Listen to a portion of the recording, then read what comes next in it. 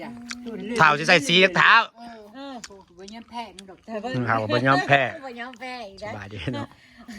บ่ยอมแพ้เรื่องชุด มื้อนี้นะพนันการวิดพื้นค่ะ จักเทื่อจักเทื่อ โอ้ยอนุโลมให้นาง15เทื่อซะ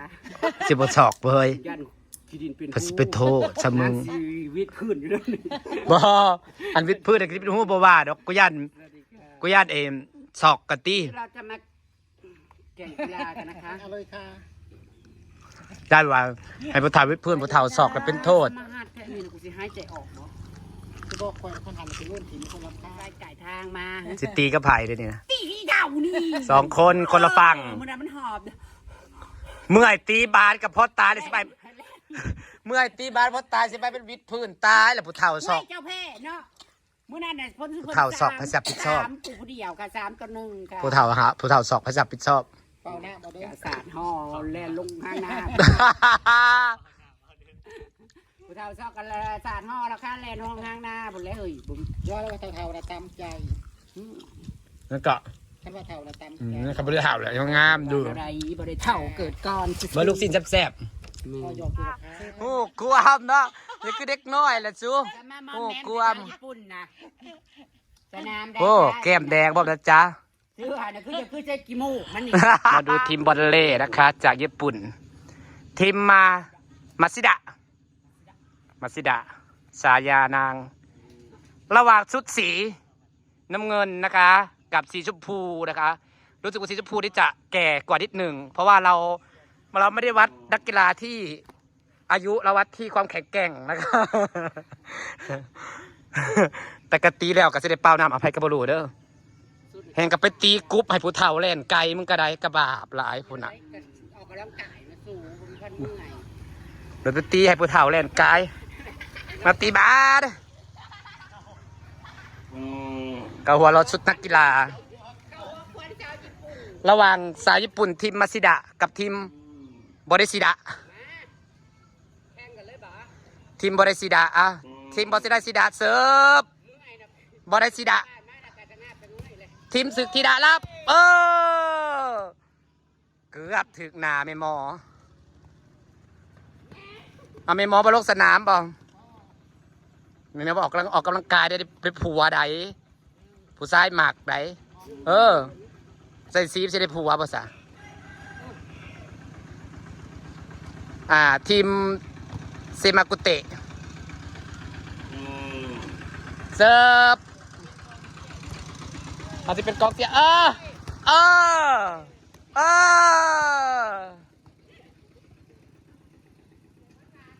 าจจะเป็นกองเสีย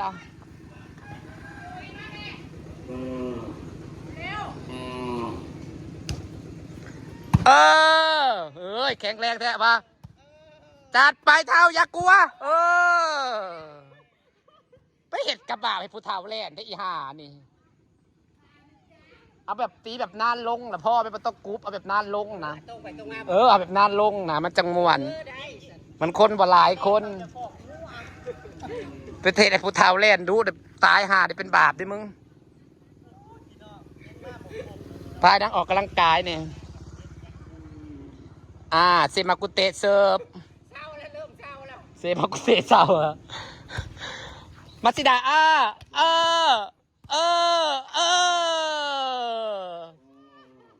แก้มแดงขนาดแล้วก็สีชมพูเข่ากันขนาด หน้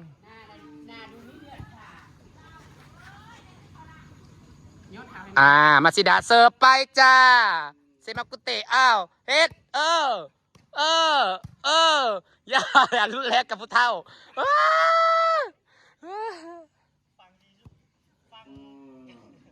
ขนาดนี้เราไม่รู้ว่าลูกบอลไปได้เท่าไหร่แล้วนะคะก็เล่นต่อไปค่ะเพราะเป็นการออกกำลังกายรู้สึกว่าสีชมพูหอบจะกินแล้วนะคะโอ้โหเซมากุเตะเหรอโอ้โหมาซิดาตีไปโอ้บ่ธรรมดากองเชียร์ก็สิเป็นบ้าอะไรแบบนี้กองเชียร์ดมันก็ผู้ตีอีกผู้บ่าวยังอายบ่อย่ารุนแรงกับคนแก่อย่ารุนแรง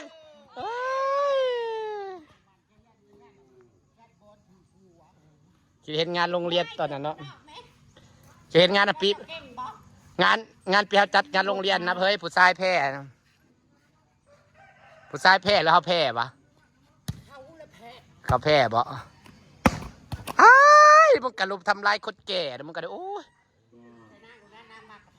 เอาบ่น่ากระตุกกระเทือนบ่นั่นนะมากระตุกกระเทือนไม่ได้หมักความขืนคมแต่ว่าเบยมากระตุกกระเทือนไม่ได้หมักความขืนคมอย่าให้เราเข่าขอกหัวลาย เรือหมักความขืนคมสะดอกรักกระบาดเขาตรงนี้ กระทางในระบาดเขากระทางเมืองเขาทั้งพุ่นผู้บ่าวมาบันนี้เป็นบ่าวไปเลยเนาะคันเห็นอย่างผิดปกติกระบอกก่อนได้บ่อยจะได้ส่งโรงพยาบาลถือผู้เฒ่าศอก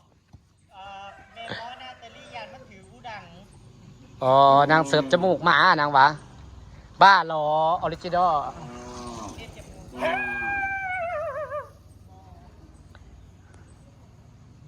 เอาไปเลย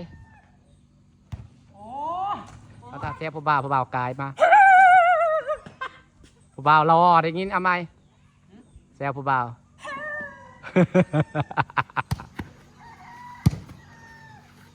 ออกกำลังกายแบบนี้แหละออกกำลังกายเฮ้ยมันจะได้ออกกำลังกายคนเฒ่าจะได้แข็งแรง1 2 3เฮ้ยปอยเขาเล่นขอบทีมเมื่อวานนี่เล่นบอลเล่นเล่นแต่ญี่ปุ่นบงแก้มนะองต้องยังสิบเก่งได้จังไดสิจะพูดนะไปได้สิจะพูดต่อกับสุดดีแก้มมันนะแต่กับประจักษ์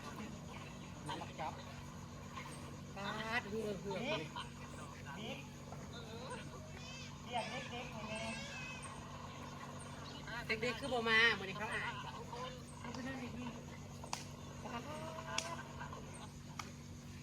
ออกกำลังกายสู้ๆค่ะแหงดีเด้อสาวสีชมพูนี่แหงดีสมสีแก้มอีหลีเฮ็ดเท้าเฮ็ดสีแก้มเอาให้สมสีแก้มเขาห่วยกันมักบานมักไปหางัว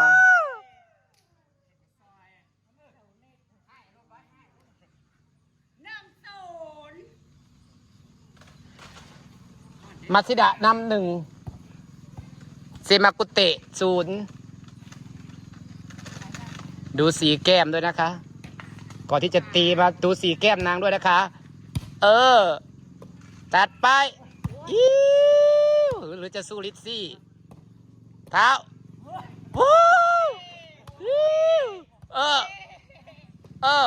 ตอบเท้าเอาสิลงบอลเท้าครับเสมอนะคะดูสีแก้มก่อนตบด้วยค่ะดูสีแก้มก่อนตบก่อนนะคะ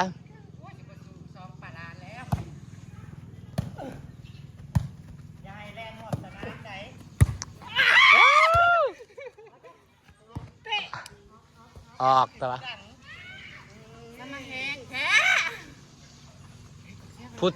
ผู้เชียร์ข้างสนามกำลังกลัวลูกตบนะคะผู้ปบและผู้ญาติลูกตบกลัวทำไมไปมาซิดะ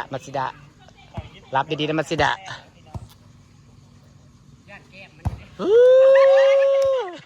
ญาติแคบญาติสีชมพูแล้วจะเสิร์ฟบกขาดแล้วญาติสีชมพูแก้มอ่องต้องเจ้าคือเอ็ดกับป้าจะยังกัน2 เท่า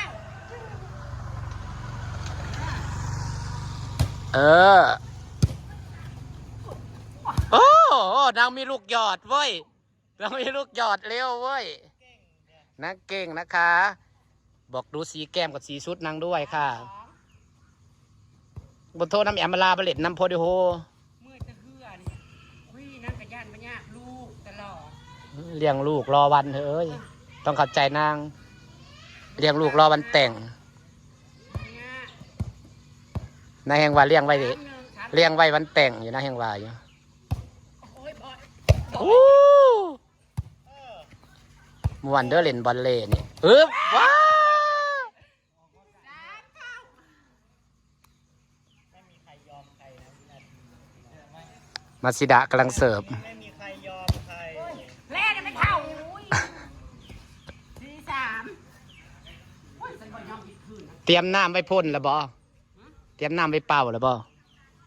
แก้มสีชมพูจะกลายเป็นสีแหล่ได้แบบนี้นะ นี่ลูกยอด โยโยเจอลูกยอดนางนี่จะเหลือเหรอตบวู้ตาวเฮ็ด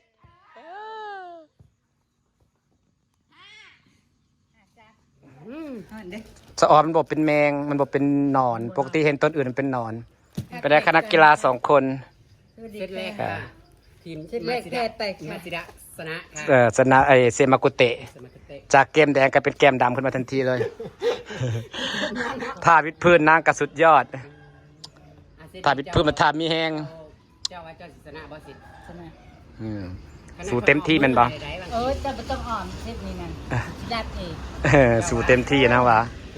นาสิตบอย่างเดียวนางสิใส่ลูกไอ้ ตบอย่างเดียว วีซ่าพี่ทะเลสิเอาออกมาเบิดเลย เจ้าสิตบอย่างเดียวคนสิเสื่องตาไว้ซะดีไปไป พร้อมอีกแล้ว จัดไป